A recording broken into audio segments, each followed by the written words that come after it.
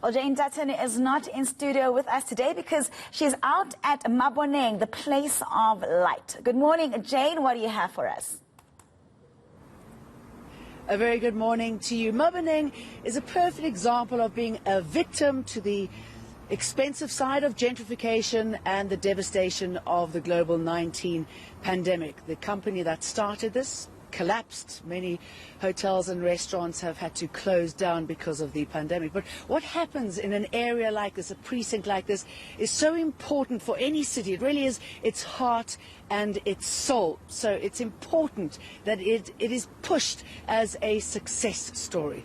And I'm going to be speaking to Ruig. He's a hotelier and an event organizer about how he navigated his way through Maboneng and the downturn. Very good morning to you. Good morning. Paint us a picture of what you went through.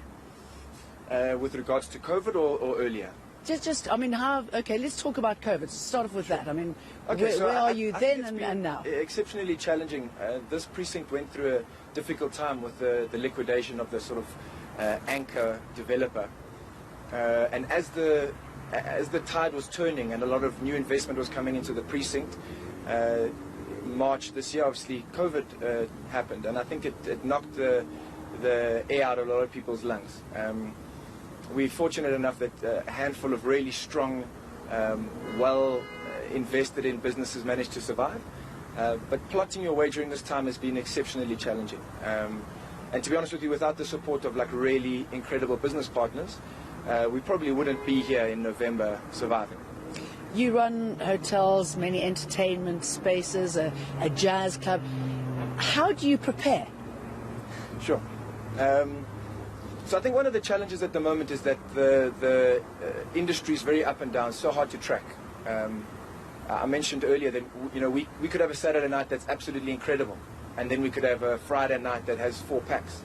And so to prepare an evening like that, the jazz club's fine dining, so to prepare an evening like that for fine dining, very, very complicated, very difficult. Trying to staff, trying to get people on top of it. So it's challenging, and then you under-prepare, and then you run out of food, and then you run out of alcohol, but you're trying to manage the business costs. So all in all, it's a challenging time, but I'd also like to think that the customers are being a bit more understanding of the situation we're in. And so I think we're finding a middle ground.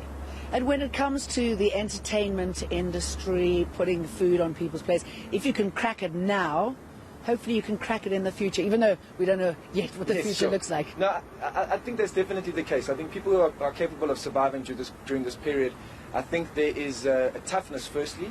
I think a lot of people have had the opportunity to really clean up their businesses, get rid of any wastage, really focus on the fine margins to survive. And for me, that's been exceptionally helpful because I realized that there was a fair amount of wastage in our business, but because things were successful, you weren't necessarily picking it up. So if we can go into an environment with international travel back and people spending the way they used to, and you've managed to sort of fine-tune your business, I think it bodes well. All right, and Maboneng as a place of interest, not only for South Africans, for Americans, and we were talking a little earlier as well, you just said regardless of what we think, we like to get the nod from Americans, and there is interest in Maboneng. Why? Well, definitely. So we look after a lot of guests from the States, and to be honest with you, none of them, with no disrespect, want to be in Sandton. Yeah. The guys want to really feel what an inner city is, And for me, I always say South Africans judge themselves harsher than the rest of the world does. A city doesn't smell great. A city has a bit of energy on a street corner that's a bit tricky. That's what Brooklyn is.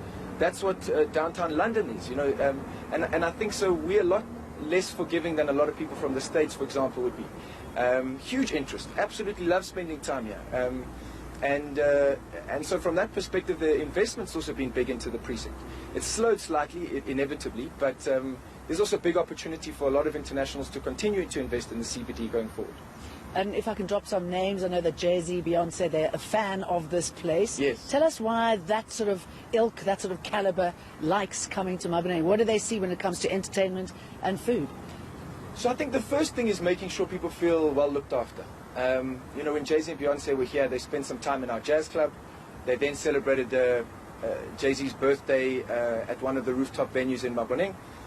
And like I said, the thing is they don't look at it as harshly as we do. It's an incredible thing. You know, we had issues at the time because people didn't want to send them here because they said it wasn't safe and it was dirty. But there's just no understanding of the fact that they get that. That's what Brooklyn is. That's what New York is. That's we what should get it too. We need to get it, you know? Yeah. All right. Well, Dale, very good to talk to you. And very briefly, I promise you could quickly say hello to your daughters. I just wanted to say to Amber and Savannah, I love you girls so much. Mwah. You should be proud of your daddy. He's doing very well. Thank you for talking to us. And again, it's that thing of being inclusive.